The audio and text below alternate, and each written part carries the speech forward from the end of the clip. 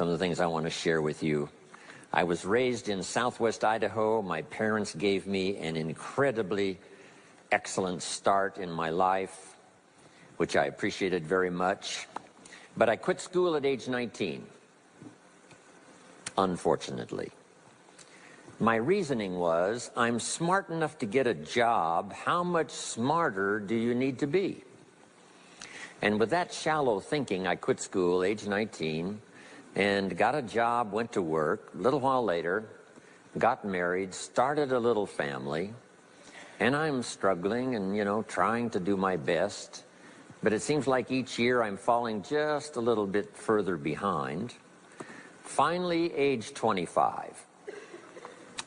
The climax of my sort of, weariness with where I was, not doing as well as I thought I should, I hear a knock on my door, and I happen to be home alone. When I opened the door, there was a little Girl Scout about this tall selling Girl Scout cookies.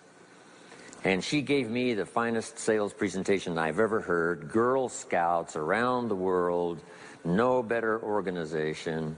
And we've got these cookies, only $2, several flavors. And with a big smile, she very politely asked me to buy. No problem, I wanted to buy. Big problem, I haven't got $2 in my pocket. Now, I'm a grown man, I live in America, I've been to 1 year of college, I'm married, I've got a family, and I don't have $2 in my pocket. And I didn't want to tell her that. So I did what I thought was next best. I lied to her. I said, hey, look, I've already bought lots of Girl Scout cookies. I've still got plenty in the house that we haven't eaten yet. And she said, oh, that's wonderful. Thank you very much. And she leaves. When she leaves, I say to myself, I don't want to live like this anymore. I mean, how low can you get lying to a Girl Scout? I mean, that's about as low as you can go. But I promised myself that day I was going to start my search of finding opportunity, finding somebody who could teach me and coach me on doing much better for myself and for my family and for my future.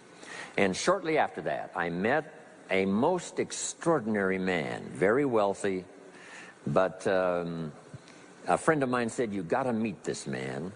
He's rich, but he's easy to talk to. He's got a unique philosophy of business and life. And the more he told me about this man, the more I said, I've got to meet this guy. And shortly after that, I had a chance to meet him. Sure enough, when I met him, I was impressed. Obviously, he was rich, but he was friendly and easy to talk to. And I said to myself, if I could just get around someone like him, and if he would coach me, I would be willing to learn anything. I'd love to be like him. Well, my good fortune was he invited me to join his company, and over the next 5 years, my dream came true. He coached me and taught me how to turn my life from pennies to fortune. And he's not alive anymore, but I'd like to pay tribute to him one more time, Mr. Earl Shoaff, for the dramatic impact he had on my life, especially during that 5-year period.